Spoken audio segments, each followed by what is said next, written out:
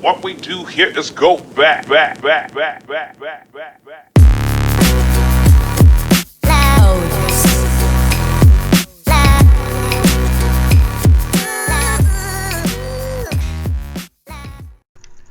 All right, man, I gotta say, since it's been so long, nice to see your face again, man. I think you're one of the few people, and that even includes my wife, to ever say that. Well, in a day of sadness, I had to say something good.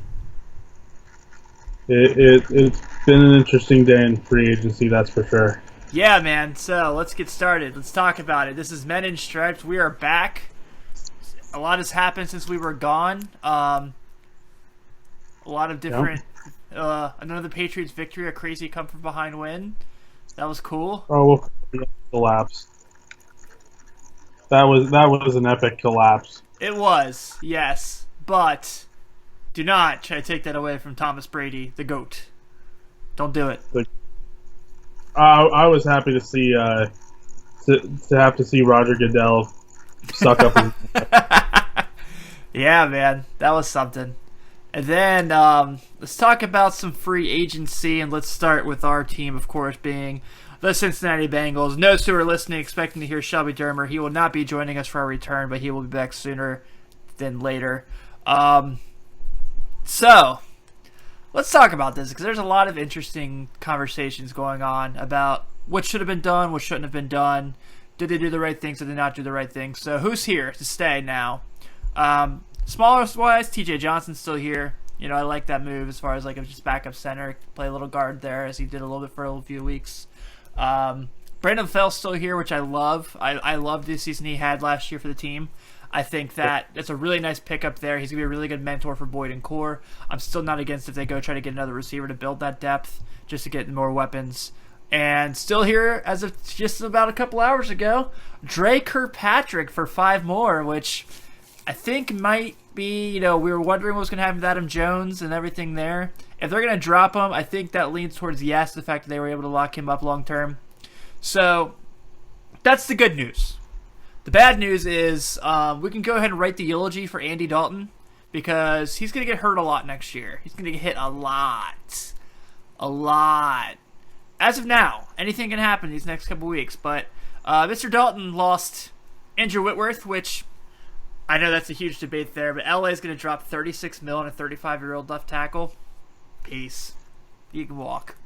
And then Kevin Zeitler goes. That's where I'm upset. But there was a report that came out just a little bit ago that Lapp said at the end of the year, Zeitler had rented out the Precinct, Jeff Ruby's big-time restaurant in Cincinnati, to say goodbye and thank you to all the offensive linemen.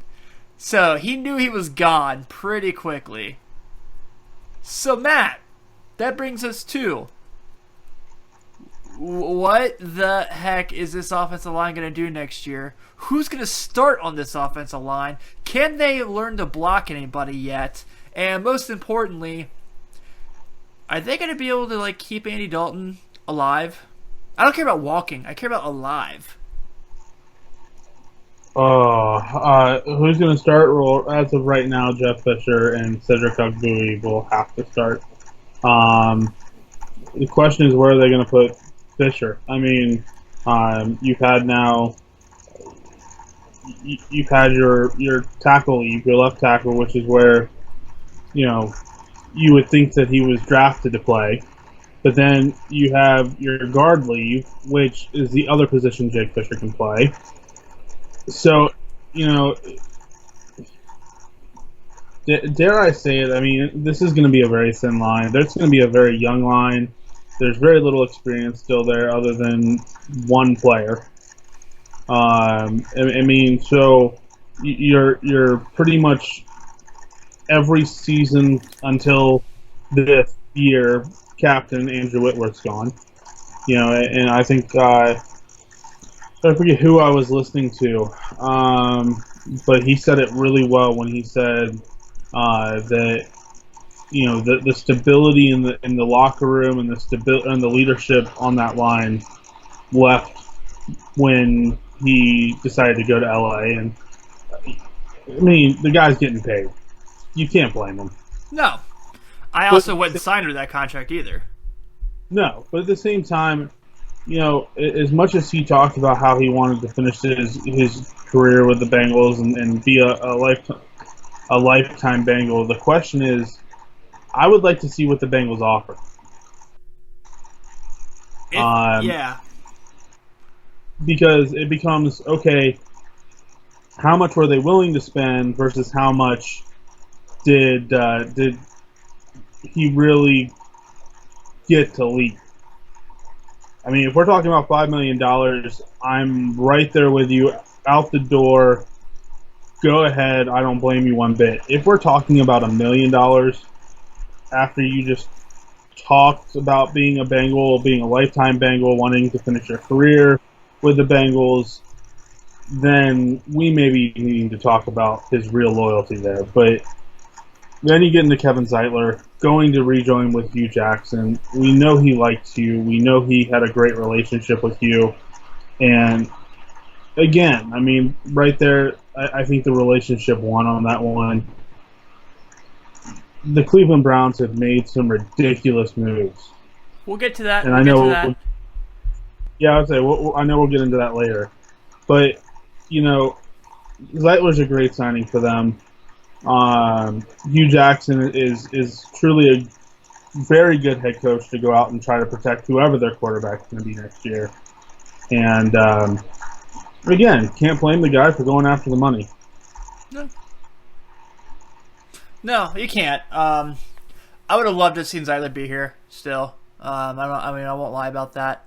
But, this frees up a lot of cash for this team. I think we all agree, probably the most important offseason goals now have to be re-signing 55 and re-signing 85 to long-term deals. And now they have the funds to do it. Yeah. No, it's definitely going to be a question of where do the Bengals go from here. And, I mean, you got to look at the fact of this draft isn't that deep at guard. So you really can't go too much there.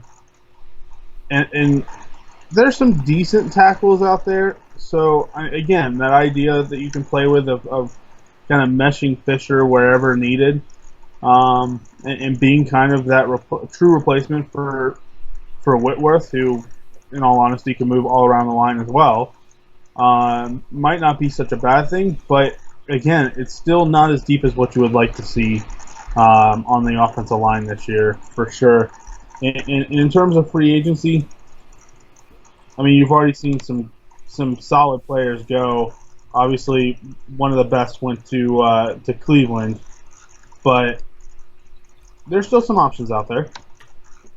What is out there at this point, man? In my honest opinion, I think actually I can't say honest opinion because Pro Football Focus definitely backed this up.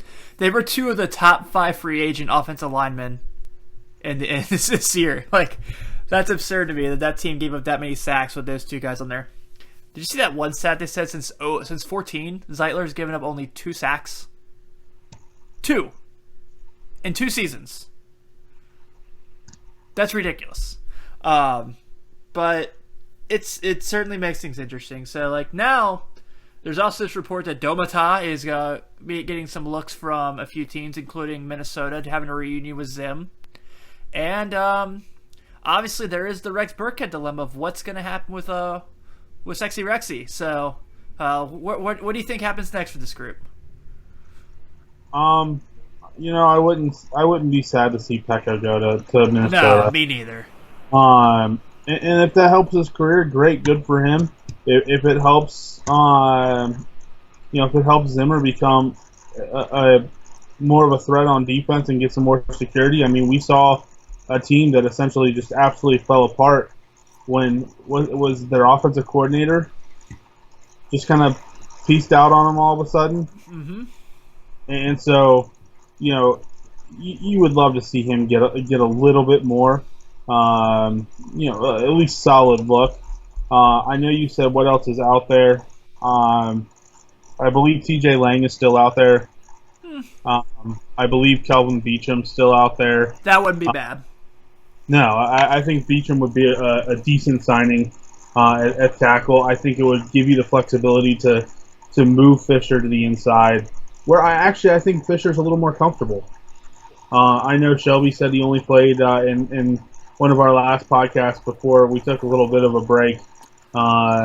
That he played 2% of snaps, but I think he plays a better inside because I think he's able to have more security with guys around him and focus on one player compared to watching who's swinging where, which is rightfully so for a young offensive lineman.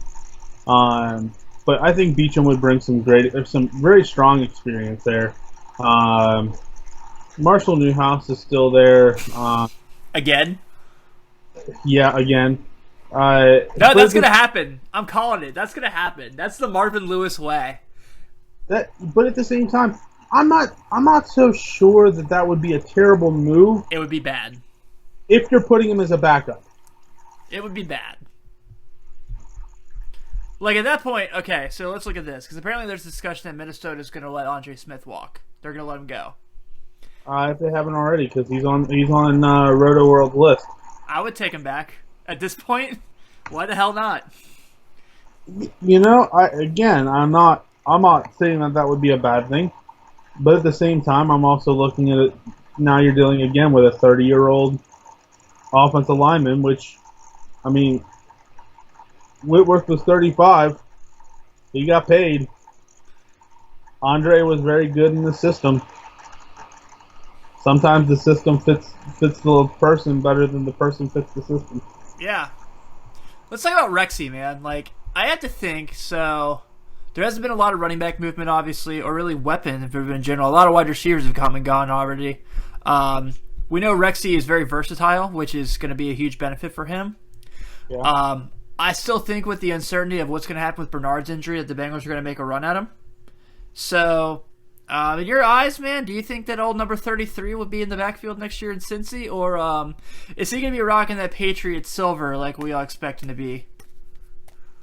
Well, there's still a lot of backs that need to kind of fit in before Rex Burkhead really comes up on everybody's radar. I mean, Danny Woodhead, I know he's 32.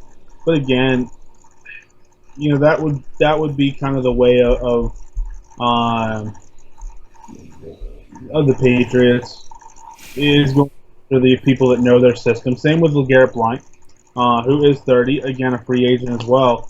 Both those guys know the Patriot system. Both those guys have been successful in the Patriot system. So I'm not counting the Patriots out, but I think there's more options there for them. If I'm not mistaken, wasn't Tim Hightower part of the Patriots at one time? Yeah, and I think he's out. He's on the walk now. So he's available. Again, another guy that again, the Patriots have options here for guys that already know Tom Brady and the system in New England. So I'm not ready yet to say he's gonna be sitting in that silver and blue over in New England. You still have Adrian Peterson out there. I know he's 32, but still one of the better backs in the league, if not one of the best backs in the league. Maybe one of the best athletes in the world. Yeah. Jamal Charles is on the market. I know he's gotten a few looks, gotten worked out by a couple teams already. Latavius Murray is out there as well. D'Angelo Williams, great couple years in Pittsburgh. He's on the free agent market. I forgot about him. That's a thing. I mean, so Rex has a little bit of a wait. I wouldn't be shocked. And Andre Ellington, I think, is also on the free agent market. He'll sign with the Bengals. That's a Bengal move. Down. Flashes of talent. Not saying that he's great. He'll be a Bengal. Eddie Lacy? No, the Packers are already planning on signing him again. Okay, I know there wasn't really anything there as of yet. Wasn't a structured deal there as of yet. Here's my call. I bet you the Bengals will sign a running back, but it's gonna be like Darren McFadden. We're gonna be like, oh Jesus, here we go again. The one move I would love to see them make, I would actually love to see them bring in D'Angelo Williams. He won't do it, though. With the 2 years that he had in Pittsburgh, I would actually love to see that move. And no offense, I'm so far off the Jeremy Hill bandwagon that I don't know. I would love to. I would like to see Hill kind of drop to that third spot. I would love to see Gio and D'Angelo Williams be your 1 and 2. Well, at that point, there's no Rexy.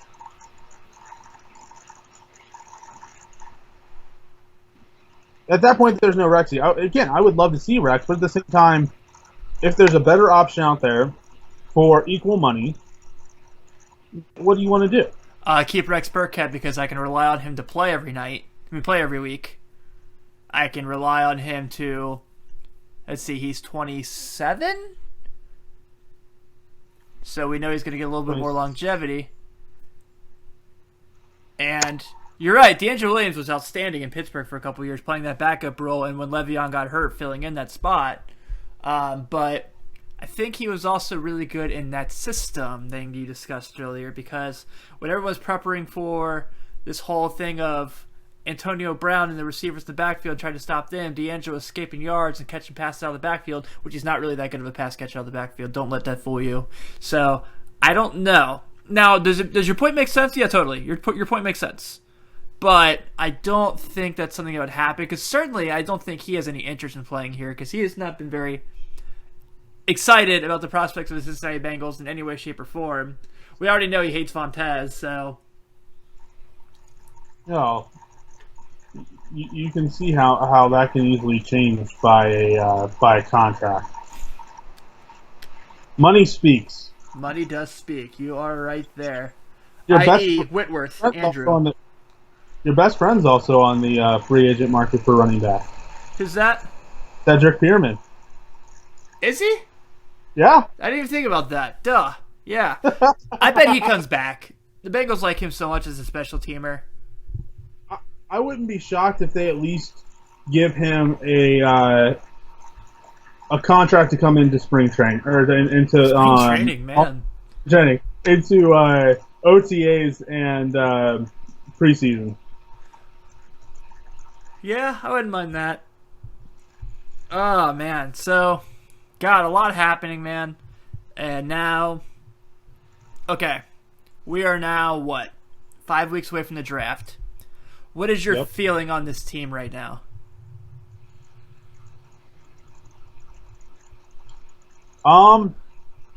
You think you're a little bit more optimistic than me, if we're being honest. Oh, I think I have a lot of optimism compared to you. No offense to that one, Tim, but let's face it. I think I've had optimism every week until week 17. Oh wait, no, that's right. I wanted to see I wanted to see their offensive coordinator gone so many times. I'm pretty sure I would have fired him 6-7 times. Yeah, probably. So I don't know about my optimism. Because he's still there. I don't know why, but he's still there. You know, for me, I think Dre was big. Mm-hmm. I agree. I think Dre was at least proof that they still believe in this defense. And you know what? I don't blame them. I think Geno Atkins. I think Vontez Burfict. I think Dre Kirkpatrick. I think George Iloka. I think that's 4 solid players right there. Yeah. I'm perfectly fine with that. But outside of bringing Brandon LaFell, which is great, so far we've seen absolutely no attempts or rumors of an attempt to protect Andy Dalton. So that signing of Brandon LaFell is all well and good, but if he can't get him the ball, that signing's not going to do you anything. Yeah, I'm with you. My feelings right now on this team is they better hope to God that William Jackson and Andrew Billings are good football players. Because holy moly, this is going to be... let's call it what it is. Since the Tyler Eifert, Giovanni Bernard draft, they've drafted like shit. Like, let's just be 100% realistic here. The picks look good on draft day. They haven't developed. So, Darqueze Dennard, I mean, he's played maybe 200 snaps in his NFL career. Maybe that's stretching it. Yeah. And he's got 1 interception and 5 career pass breakups. That was a first rounder. Jeremy Hill, since his rookie year when he took the world by storm, as we've documented many times, has not been good. All right, we go to the next draft. The first 2 rounds, that's where you're going to hit the lotto, right? Cedric Ogbuehi and Jake Fisher have been disastrous. They have been bad. And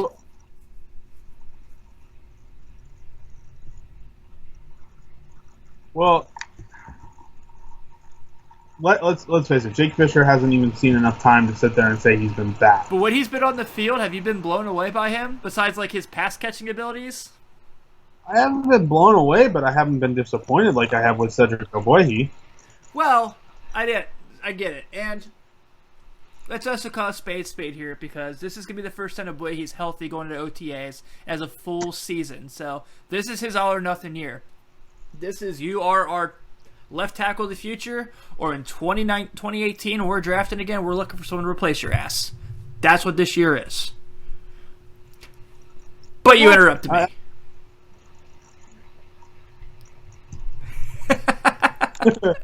Sorry, Mom. So, yeah, and then we go to, obviously, William Jackson got hurt. And Tyler Boyd was awesome, man. I think Tyler Boyd is a great future. And I like Vigil. I think, but that's another guy they better hope to God he can play. Yeah. Because I'm very skeptical of this stuff right now. I don't think the Bengals have done a good job developing players, really, these rookie players. Since the Dalton and Green draft, and, obviously Bernard and Hill, they don't let these guys play, so they don't really learn much. And that all that group of guys I've named, maybe Eifert, the one that sat out, is the one that's really developed and played well. And he's been awesome when he's been on the field, but again, we know that's very, very little. So this is a group where, Jackson's coming back this year. Can he play corner? We got to know fast, because Darqueze Dennard is going to have his option year coming up soon too. Then we've got to worry about, that DT group, because Pat Sims isn't going to cut it, man. If they lose Pecco, Pat Sims won't cut it. Who else? I think Brandon Thompson's probably gone, isn't he? Probably. Does anyone care? He doesn't play. And then Billings, you got to hope Billings can play.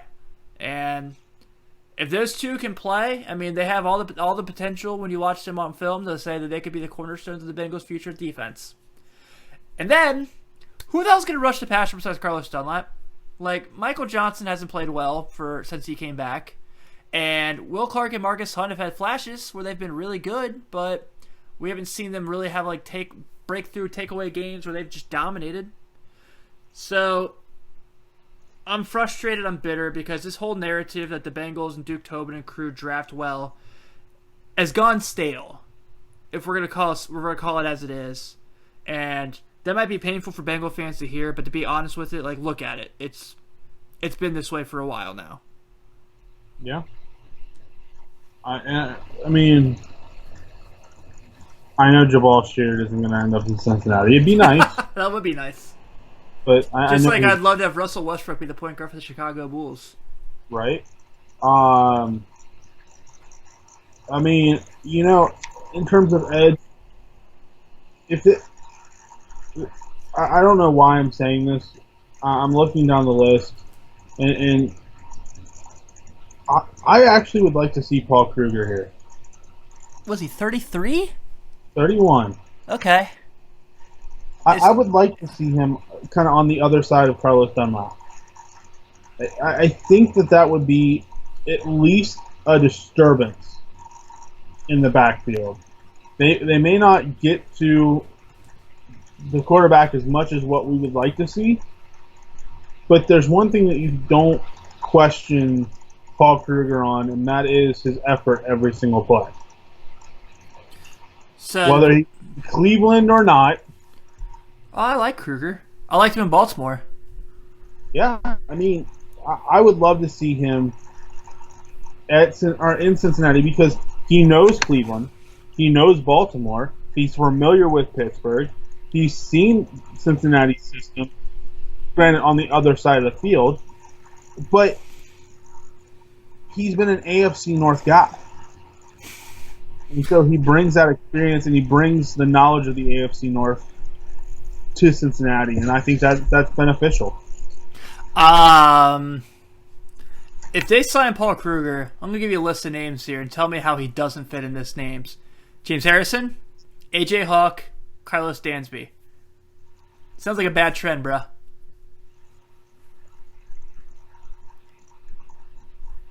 You know, I'll give you all but Dansby, because Dansby did show that he still had some talent. He's gonna get cut. I'm calling it. Oh, I'm not doubting that. But at the same time, you look at what he did, especially while Vontaze was out, and he did do some pretty good run stopping. He did at least plug up holes, which is what you kind of wanted him to do. They just, early on in the season, the defense wasn't clicking on all cylinders, and we saw the defense of the whole struggle, and that wasn't on Dansby, but Dansby was still getting double-digit tackles in the first few games for the Bengals, and that's exactly what you wanted him to do to help while Vontaze Burfict was under suspension. So we're gonna talk about this a lot this season. Obviously, we're starting season 2 of Men in Stripes now this week. Let's talk about the rest of the league, man. Let's talk about some moves that have been made out there. Talk about some moves we like and don't like, man. I'll tell you what, a move I really do like. I really like Brandon Marshall staying in New York, but not for the Jets. I think him going to New York last year, where Victor Cruz, when healthy, played well and really did some good things. I think he could do a great job in that role. I think him and Odell Beckham would be a great wide receiver tandem. I know, me saying that. That's a team that went to the playoffs last year and had a chance to really do something, and obviously they lost. But Eli there, if they can go get some good running back, I think that they have I think that tandem could really do some big things, being Marshall and Beckham. And you're forgetting the third. You always forget the third. Sterling Shepard. How could I forget? And I had this conversation with a buddy of mine at work today, and we were talking about it. And I love the move because I think that one thing that Brandon Marshall could be is I think he could be to the Giants what Larry Fitzgerald is to the Arizona Cardinals. He's a decent-handed wide receiver. He is somebody who could probably pull a little bit of coverage off, but at the same time, he makes the catches you need him to make.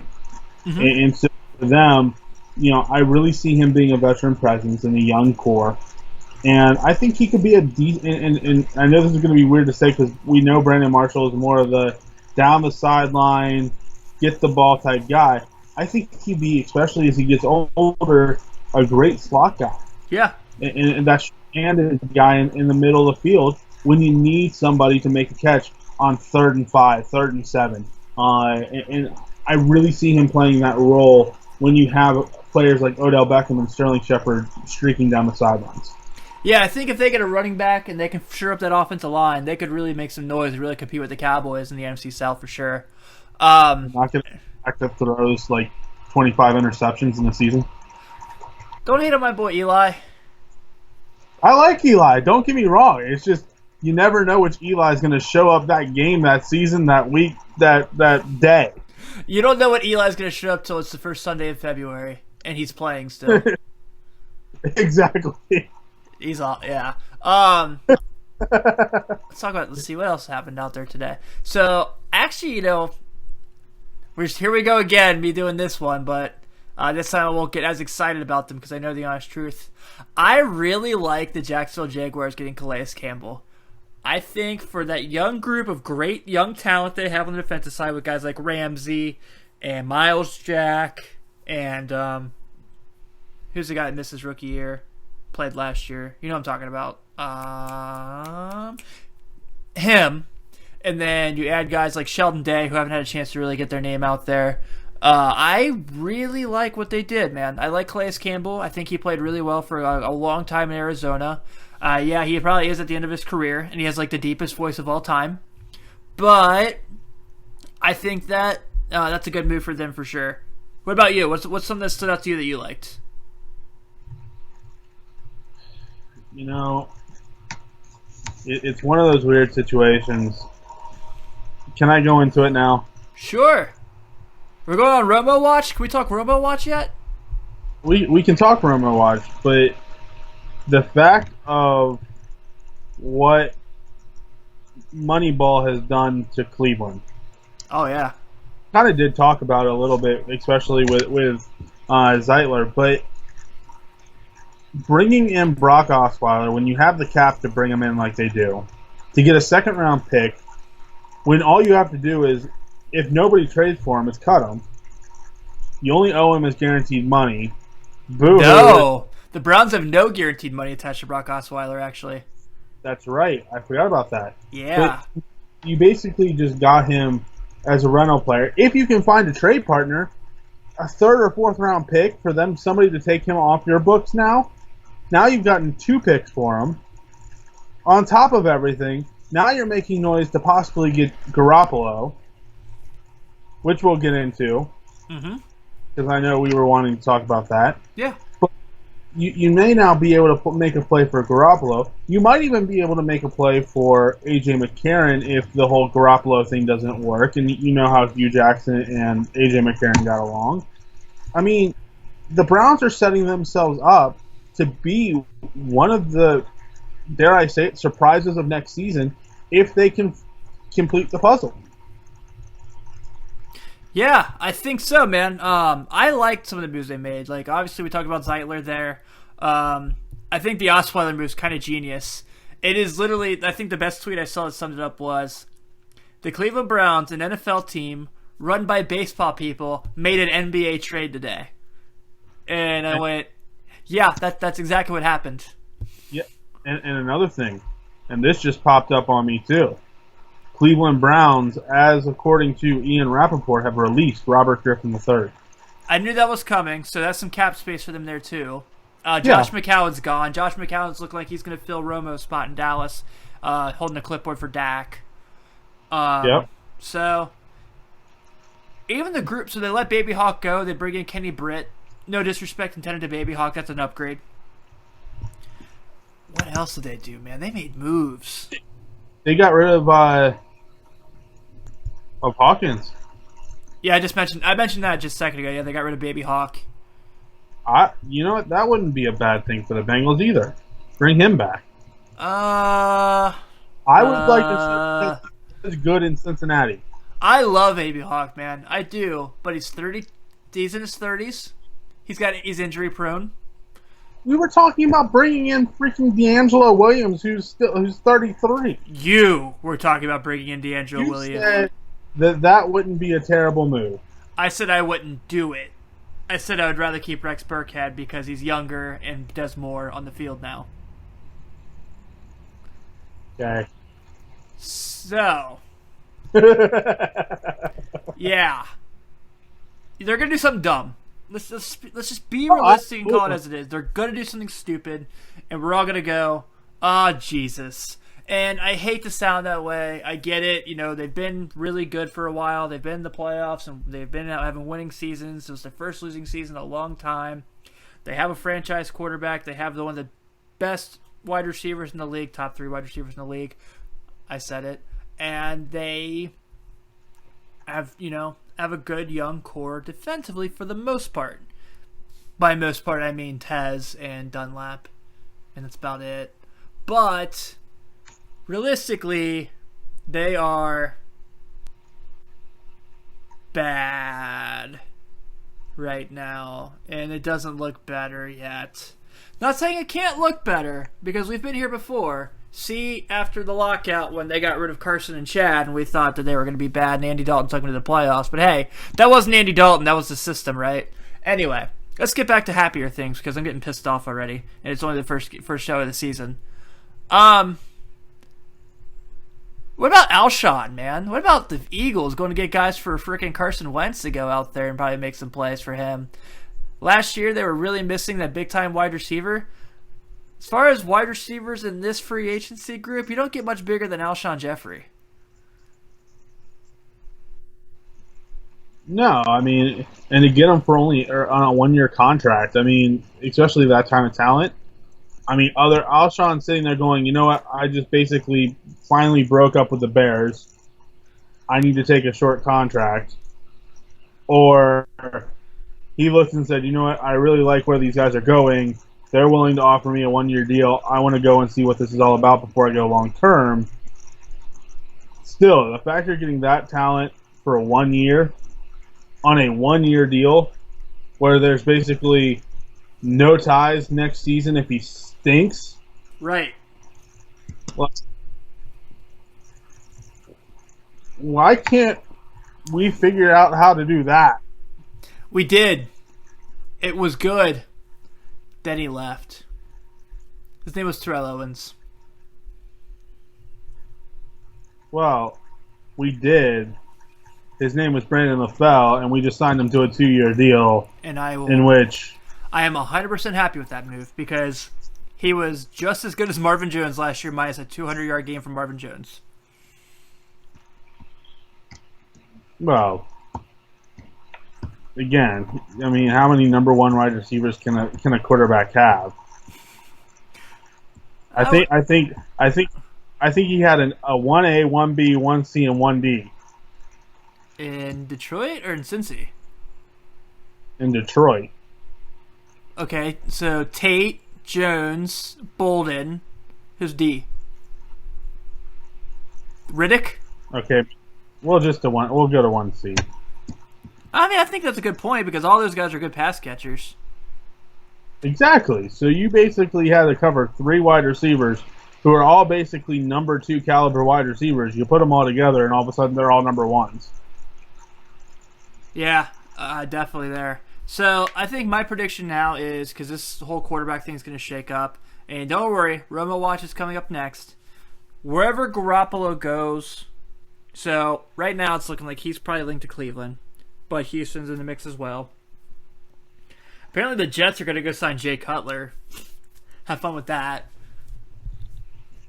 And that would have been more of a Buffalo move than a Jets move, but well, they're keeping Tyrod. They're keeping Tyrod, which is a total bit move. I'm glad. I'm actually glad they're keeping Tyrod. I think he deserves another shot. I thought he played well enough last year for everything bad happened there that he deserves his chance. And then we go now to, let's see, whatever the heck's going to happen with the 49ers. They signed Brian Hoyer today. But he's not exactly going to go be there because they thought they might have a shot at Kirk Cousins, but he's apparently going to sign the tag with the Redskins, which, that sucks. Like, that guy should be at least a 3-4 year deal. Well, and the reason why I think he was willing to sign with the tender with the Redskins is because the Redskins also had every intention, which they finally did, of getting rid of Scott McClellan. Yeah, that sucks, man. I hope he gets better. I fully agree with that, but I honestly think there was a lot of tension there between McClellan and with Cousins, and so because I think Cousins wanted a long-term deal, McLaughlin wanted to give him a long-term deal, but didn't want to give him the money that he wanted, and I just think that relationship was breaking down, and it's kind of one of those situations where McClellan's no longer there, so all of a sudden Cousins is like, you know what, fine, I'm willing to play in 2017 for the Redskins. Yeah, so, alright, I'm going to go ahead and go on the limb here. Let's just follow through with this. Just bear with me for a second. Here's my predictions. Jimmy Garoppolo will be starting for the Browns next year. A.J. McCarron will be starting for the 49ers. And Tony Romo, I'll go and give my spoiler before we talk about it, will be starting for the Denver Broncos. Garoppolo will be sitting behind Cody Kessler because I think in that battle in preseason. You think Kessler's better than Garoppolo? I think Garoppolo in New England. First off, you're dealing with Bill Belichick, where every quarterback is going to prosper. I think it's an AJ. I honestly think it's a Andy Dalton, AJ McCarron situation No, couple- no. where he plays well, and all of a sudden now you want him to start for your team. How many times have we seen that?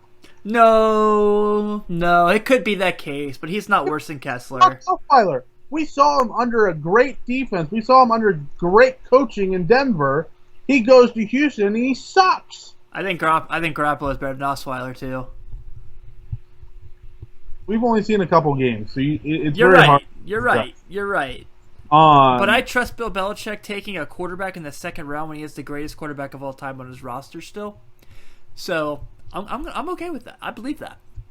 But I do think he will be in Cleveland. Yeah. I think Osweiler. You know what?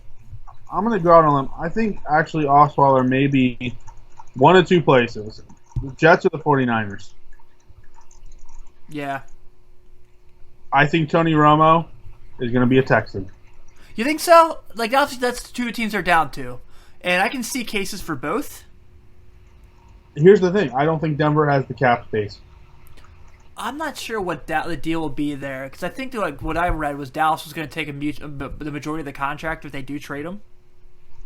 However, I think Houston just freed up a ton of space. So with Houston, you wouldn't have to take that. Yeah, that's true. That's a good point. I don't know, man. Like, we all know how much I love Romo. And we all know how much I hate the Denver Broncos. So that's a marriage I don't want. God, I hate the Broncos, man. I hate them. God, I hate them. But at the same point, like, for where he is, that's a good offensive line they still have there, I know, with the guys they're putting in there. And obviously, wide receivers like Emmanuel Sanders, Demaryius Thomas don't hurt. Decent running backs. Who the hell is their tight end anymore? Am I just blanking? Is it a good player? I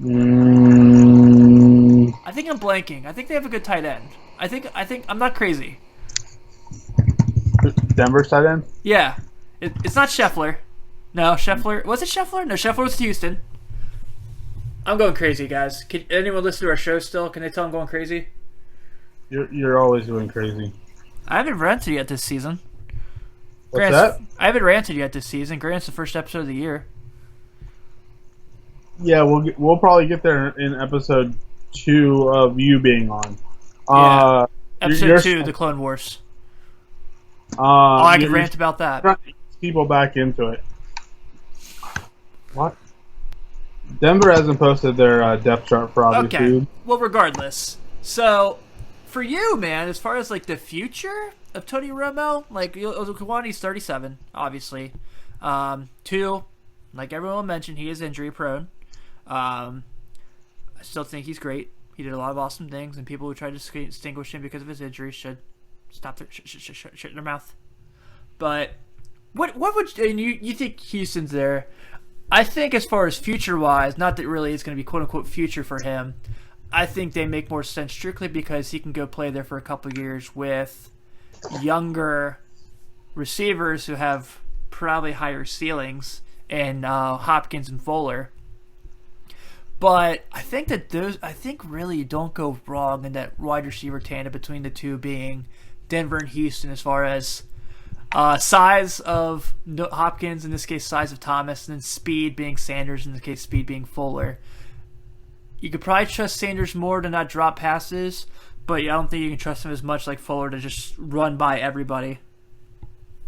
Especially not anymore. I mean, Emmanuel Sanders is, in wide receiver terms, still getting old. But at the same time, I mean, you look at DeAndre Hopkins, you look at Fuller. I think there's more promise for the future there. Yeah. There's more opportunity for Tony Romo to take a leadership role in that locker room on the offense immediately. If you look at Denver, you already have 2 or 3 guys there that have a leadership role, and now you're telling those 2 guys they need to step aside because Tony Romo is coming in. How well does that really go over, especially when you're talking about the ego of Demaryius Thomas? And yeah. So, I mean, I think from a leadership perspective, Tony Romo would be walking into a much better situation in Houston. Yeah, I think so. I think he's gone by He's probably gone by this weekend. You know, I'm gonna give it through the weekend. I'm gonna probably give it till about Tuesday. Yeah. Because I think the dust is settling on what's going on with Brock Osweiler. I think if that shakeup didn't happen, then I think he's in Denver by the weekend. Yeah. But with the whole Brock Osweiler situation coming up, I think the sweepstakes got a little bit hotter, and I think it's going to take a little more time. Let's close with this before we get out of here. Combine was this week.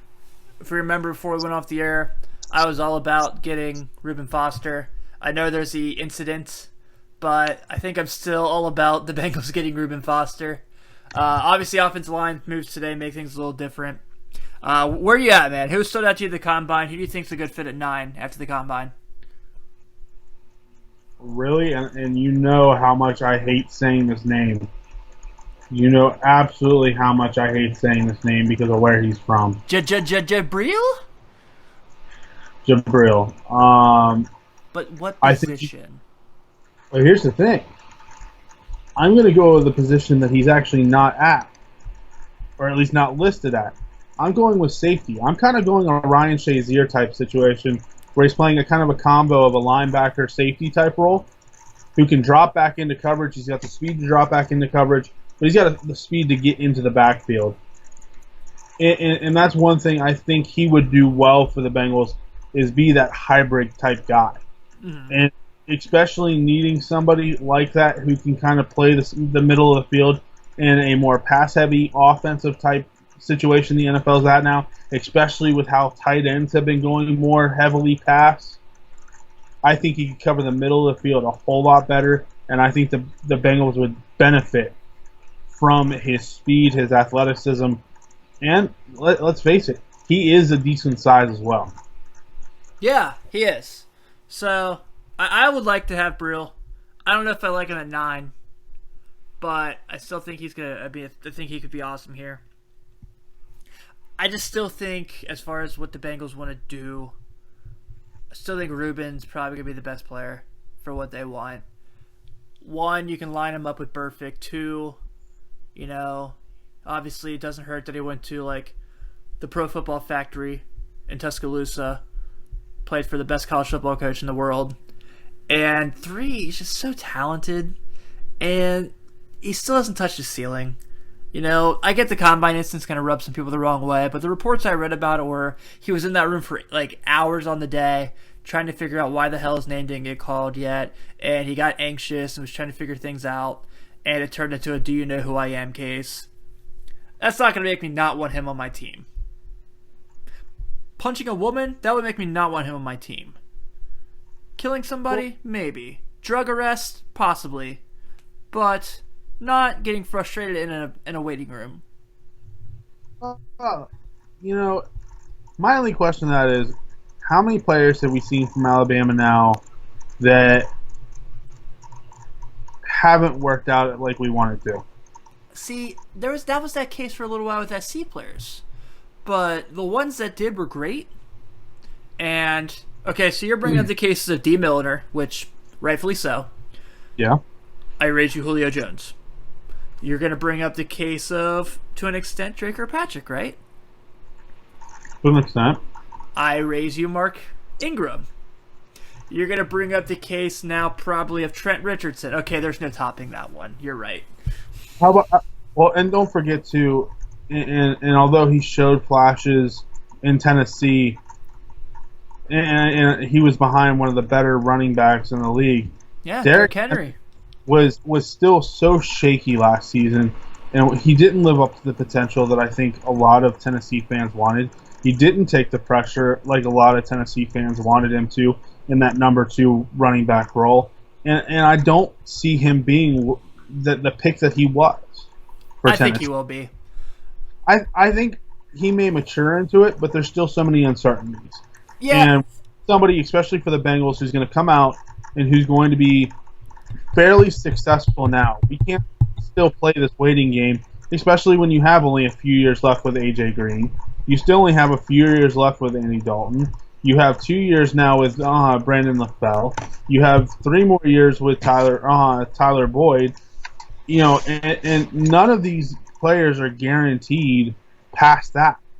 And if you're going to have the talent that they have on their team, you need to do something now. You can't continue to play the next year game. Yeah, I think Foster can definitely be that guy. I think Jabril is more of a. Let me put it this way. I think Foster is probably going to develop into a better player in the long run. I think Jabril Peppers is the now pick. Man, it's going to be a lot of fun talking about that till draft day, isn't it? It's going to be great. I'm going to love it. Yeah. So with that being said, let's go and wrap up this first edition of this year's Men in Stripes. Matt, always a pleasure. So let's get to it. We'll get Shelby back here. And, of course, when Shelby's back, I'm gone. And so maybe one of these days we'll do the three of us on a show again. I don't know. We'll have to figure something out so we can knock Shelby upside the head and make him realize that OU baseball isn't going to the Super Bowls. They might go to Omaha. You don't know. You know what? I'm calling it right now. Coastal Carolina to repeat. That'd be cool. I'd be down for that. That'd be awesome. I was on the Coastal Carolina bandwagon from the time they got into the Super Regionals until they won the College World Series. I'm with you. All right, buddy. Good to talk to you again.